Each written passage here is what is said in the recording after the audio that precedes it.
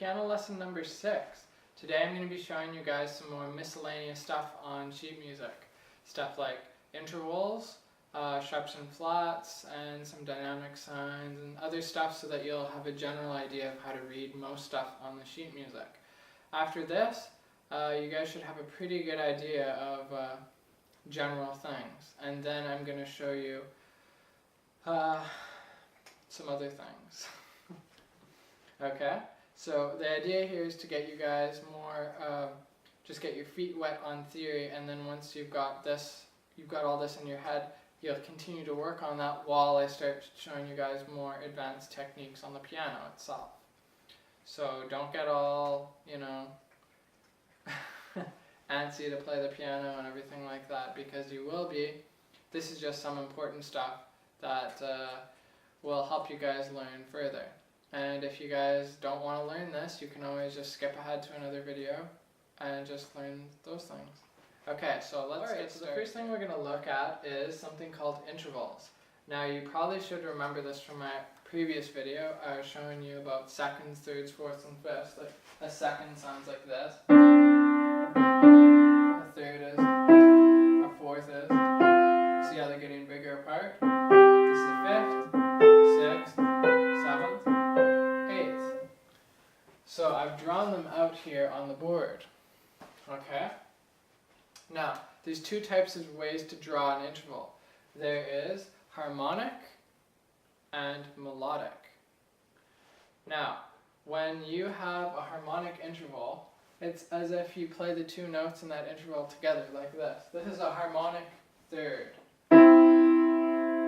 Now this is a melodic third. So I play them separately. So how you draw them differently is instead of all together, you draw them in its own separate space. So when you have a line like this and you have these notes drawn like that, you're expected to play both of them at the same period of time. So think of this as one window of time, and then this is the next, and this is the next, and this is the next. Now I didn't put a time signature here, so this actually has no rhythm or anything like that. This is just free flowing whatever crap. It just, excuse my language, but it's just going wherever it wants to go. I haven't really given it any rules or whatever. This is just for information purposes. I'm showing you some stuff. Okay, so you might see this, and it's common. You'll see something called a second. And seconds they actually look like you should play them one after another, but they're not, okay? Look at this one carefully. It's an F and a G, and they're side by side, but they're sort of separated. They're not actually fully on top of each other because they're so close together that if they were on top of each other, they'd just be one big note. So they have to put them offset a little bit, but you're supposed to play them at the same time, okay? So a second goes from this space to this line. This is something that's important to read, to notice here. A second goes from a space to a line. A fourth goes from a space to a line, but it's a farther apart jump. A sixth goes from a space to a line, and an eighth goes from a space to a line.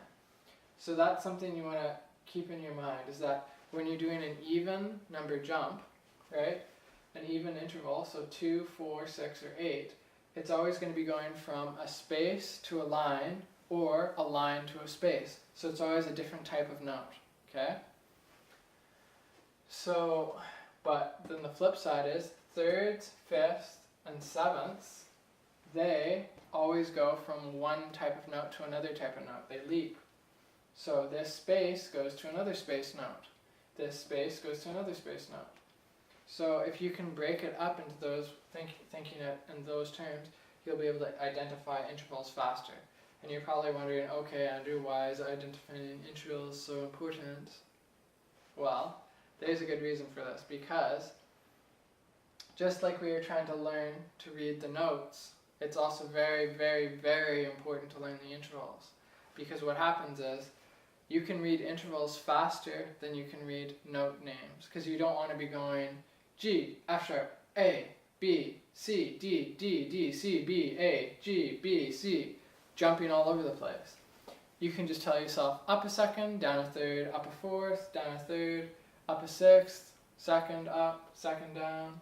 And you can just read it like that and tell your hand to do those specific instructions and it'll do them.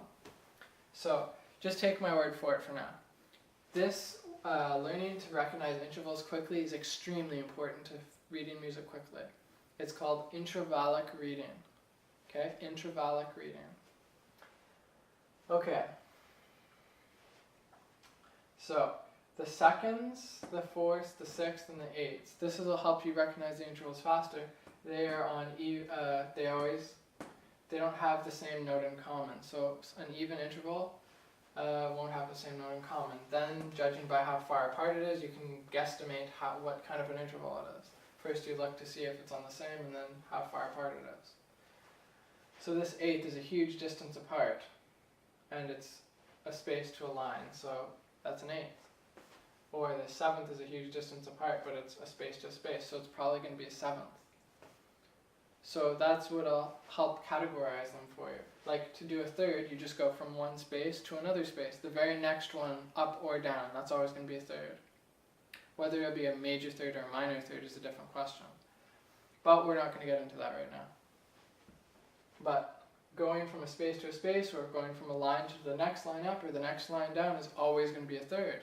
Okay, always. Now fifth, which is quite common, using chords, or Twinkle Twinkle Little Star. Anyway, a fifth is a space or a line, a space, skip the space and go to the next space. So there's one space in between or one line in between, and that's how you do a fifth. A fifth is just space, skip a space, next space. There you go, that's a fifth, all the time. And you can just recognize that very quickly if you see that. It's all about how you can project what's on the page into your mind in a way that you can see it more clearly. So that's kind of what I'm trying to do here. I'm trying to give you tips and tricks so that you can recognize them faster. Okay? So a sixth is space to line. Now it doesn't matter whether this is a harmonic interval, which is played at the same time, or melodic. It's separated. Now where do we get those terms from? Well, have you ever heard of harmony? So harmony is when it's a chord. Harmony has to do with chording. All those notes sound good together. That's harmonic. Technically, you could have even something that sounds bad and that'll still be harmonic. That'd be like this is harmonic. Now, something that would be melodic is short for melody. So melody is when you are singing a vocal line, or it's the melody is a single note doing something.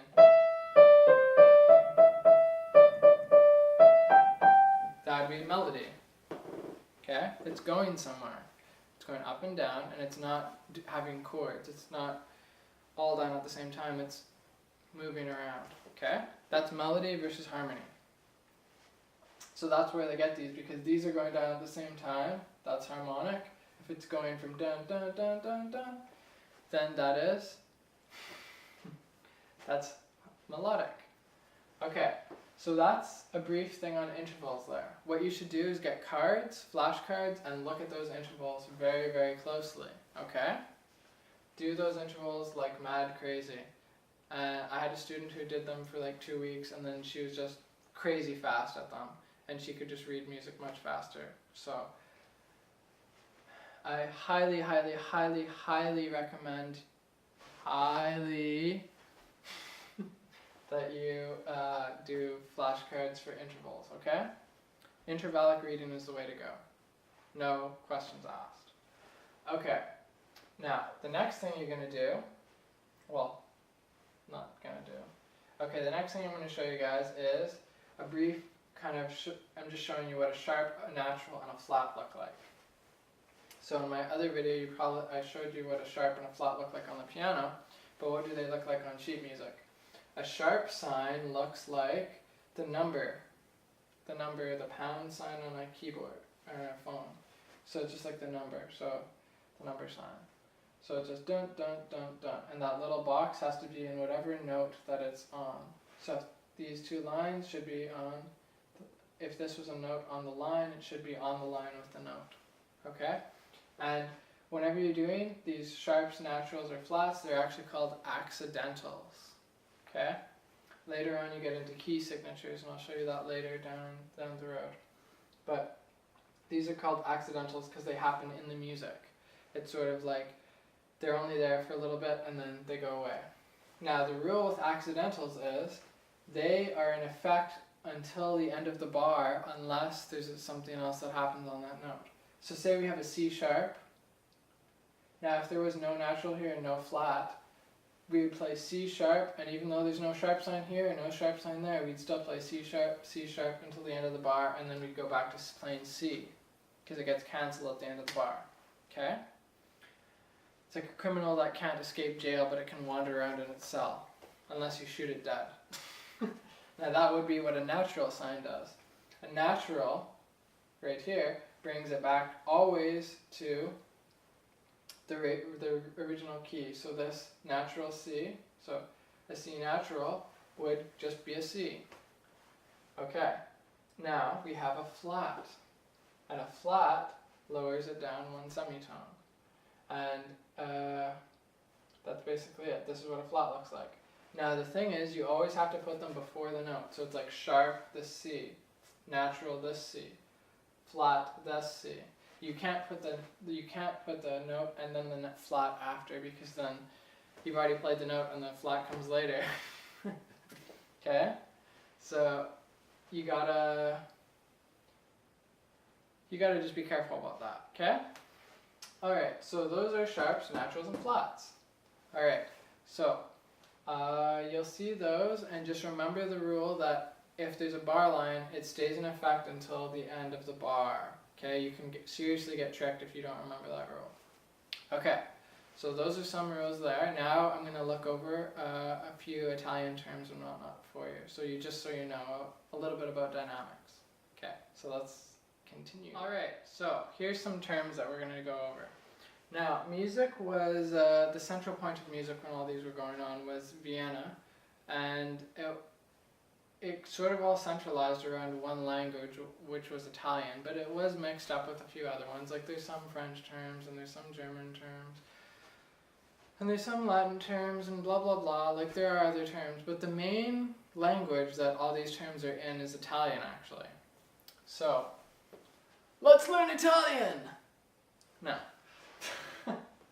I'm going to show you what it looks like in the music. Then I'm going to tell you what the actual Italian, how you'd say it, and then I'm going to show you what the definition of it actually is, so what you want to do when you come to this. Okay? So these ones are just very basic, and it should allow you to generally play the music the way it's supposed to be played. Okay? Now, the first one we're going to look at is F.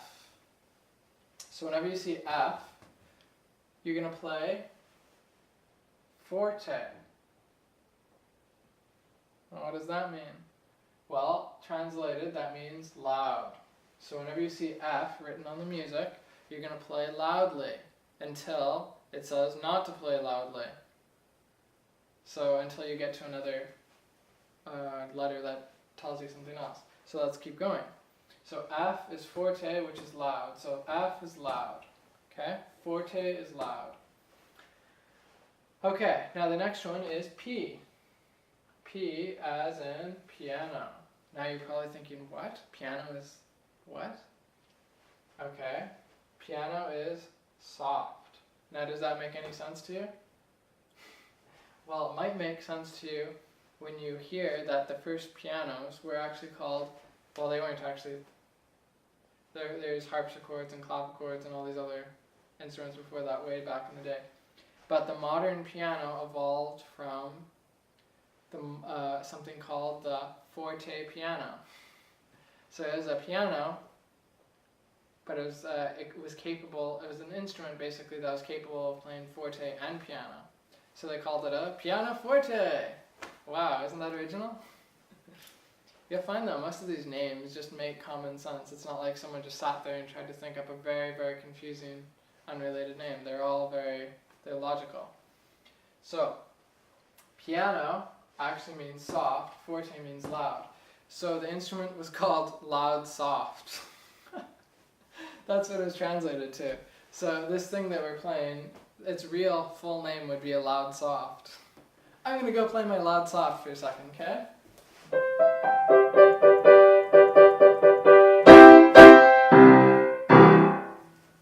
So I was just kind of like this, so I couldn't really play that great, but okay. That's what, so forte means loud, piano means soft. Okay, so P for piano, piano is soft. Think of F for, to remind yourself that F is loud, think of fireworks. Okay? And whenever I think of piano or soft, I think of sleeping. I'm just like, sleep, which is something I should probably be doing right now. It's 3 in the morning. But don't feel guilty, because I'm doing this of my own free will. Okay, so piano, I think of pillow, like P for pillow. It's like, I'm going to hit the pillow and go to sleep.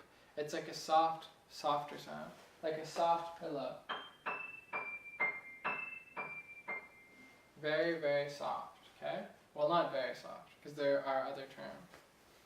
Okay, so actually if you see 2 Fs, that means very loud. If there are 2 Fs side by side, that'll be very loud, and 2 Ps, that's very soft. So just, if there's double, then it just means very soft, very loud. So you might encounter those, that's what it means. Okay, now there's MF and MP. So these ones are sort of like middle ground. So mezzo, or MF actually means mezzo forte. Now mezzo means moderately. So moderately loud. So that's what the translation is, moderately loud. So MF means moderately loud. So M is pretty easy because M and moderate, they both are the same letter. So moderately, and then F is loud, so moderately loud. So I bet you can probably guess what MP is then.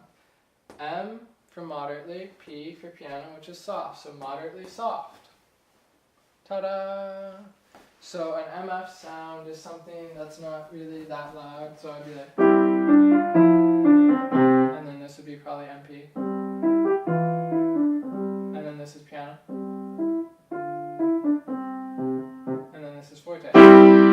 So it's sort of layer upon layer stacked. It's like piano, mezzo piano, mezzo forte, forte, and then you can get into higher and lower ones. But those are the 4 tiers to start off with, okay? Okay, so mezzo forte and mezzo piano. Like mezzo forte is just like generally holding back, just adding a little bit of weight. Mezzo piano is generally holding back, not trying to hold back too much to make it really soft, but you're just sort of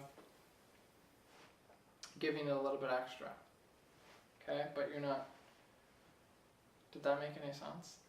It's mezzo piano, it's like you're not playing piano, you're not trying to baby it, but you're not trying to baby it, but at the same time you're not reefing on it, okay? So it's sort of like piano but holding back a little. Okay, now the next 2, these can be sort of confusing if you have no idea what's going on. Because all you see is this really long outstretched thing and you're like, what is going on? It just looks like something expanding or contracting. So actually how this is think of this as the volume. So it starts out small and it gets wider and wider and wider. So what's actually happening? The sound is getting larger or bigger or wider.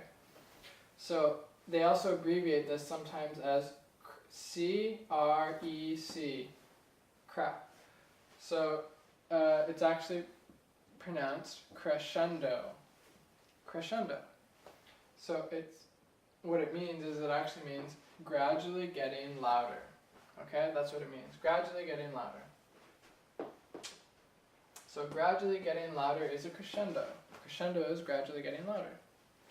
Alright, so what that would sound like is it's sort of like if you were trying to do this. Here's a crescendo. Why is my key dirty? Sorry, I'm kind of a neat freak sometimes. So here's a crescendo.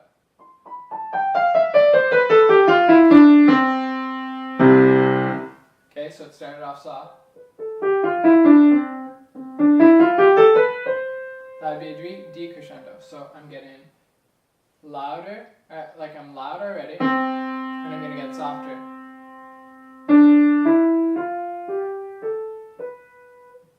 Ah, I missed my note. It's too late for me to be playing. Okay, so that would be a decrescendo.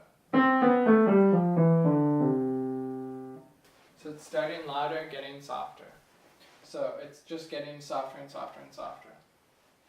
And those are some terms. So those will help you. Now I've got one last thing to show you, and then that'll be it. So we've got a few more things to go over, and this will be it. So I'll try to do this quickly. Okay, so there's two types of touches that you want to have when you're playing piano. There's like two sides of the seesaw here, so to say. Okay, so one of them is called staccato. Now it can be summed up like this. It's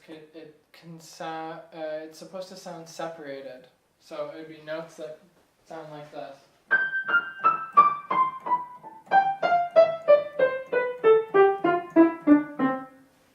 So notice how they were all separated, okay? That is staccato.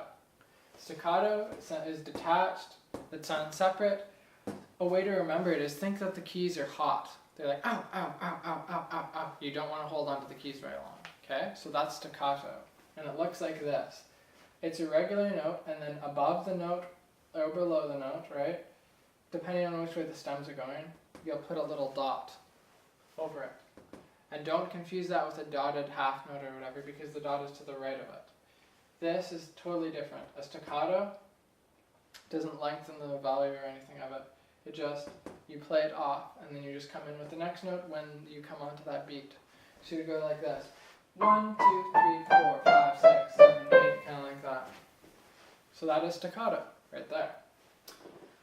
Okay, now the flip side of that is legato. Legato. And that is smooth. Okay, that's what it really means, smooth. It can also think of it as joined together or just together, like they're all together. Now, it's usually by something called a phrase. A phrase is like this little thing here that's connecting all these together, and it's once they want you to play it together like this. This would be staccato, the same notes.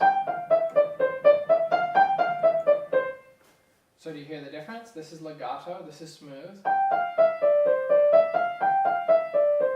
and this is staccato. So for this purpose of this video, I'm not going to show you how to play them yet. I will get into how you're going to play all this stuff eventually in lessons coming up, but I want to lay a groundwork so that you know what you're looking at when you're seeing this music. Because the sooner you get this in your brain, the better it's gonna, you're gonna remember it down the road, okay? So I don't want to introduce all this stuff later. Alright, so just want to get this all out of the way first, and then we can plow through learning stuff on the piano and stuff like that. Okay, so legato, smoothly, it's together. It always has these phrase marks. Actually, it doesn't always. It depends on the style and the period. In early music, you have to go by exactly what they write. It's very structured. Whereas later on, they just want you to play things legato, and you just have to know. And you can generally think that if you don't see either one of these, if you don't see a staccato mark or a legato mark, then you can just assume that you'll probably want to play it legato, okay? Or staccato. I mean, it's up to your choice of what you sort of like. But generally you're going to go with legato. Now if you see this is called a phrase or slur. Slurs are like smaller phrases. They usually only connect 2 notes, and phrases connect usually more than 2 notes. So phrases are bigger ones, and think of them as clouds or something. They're poofy and they just go here, and you want to connect everything in the cloud, and then when it stops you have to lift your hand off. You have to lift off. You always lift at the end of phrase marks. So there's always, you just lift off and then come down. So you want to be very graceful when you do your lifts. Do them very easily, and I'll show you how to do those later in a lesson coming up. Okay. So just think of it as clouds and then blue sky, so you have to lift up and then you're going to go back into the cloud or whatever when you get to another phrase, okay? So all those have to be connected. The cloud has to be connected. Okay, so that's legato. It's smooth, alright? Now the last one, it's called a tie. Now I was considering not even doing this, but I thought I'd just throw it in there because I had some extra space. So a tie is not to be confused with a slur. Now there's a big difference, but they look very similar, and it's quite often that people mess these up. So a tie is actually, think of taking two cans or something and tying them together with a string. It's like, sort of like that. You've got this can and this can, or that note and that note, and you're going to tie them together with a string. And what's going to actually happen is this note and this note are actually going to become one note, and you're going to hold it all the way to the end. So if this is a quarter note and this is a quarter note, you're actually going to hold it for the same length of time you would hold a half note. Okay? 1, 2. Now, here's the rule about ties. You can't hold an F and then somehow hold a G. It just doesn't work. So ties have to be on the same note. Whereas slurs are always different notes because you can't connect to the same note, can you? You can't. So slurs or phrases, they always go from like an F to a G, or they go to a different note. Whereas a tied note has to stay the same. So if you see a C to a C or a D to a D, that's a tie, and you have to hold it. Just add up all the value that it's held over, and you can actually have ties that go all the way across the page, and you can just have them go on for like 16 notes, or 16 beats. So don't be ties. You just hold them as long. You start and you just hold them until the end of the tie is over, and then you lift off. Okay, that's a tie. So it's just held. Okay, so I hope you found all these terms and whatnot helpful. Okay, well, take care. I think I'm going to get to bed here because it's like 3:30 in the morning. So, take care, and I'll probably shoot some more videos soon. Okay, good luck, guys. Happy practicing. See ya.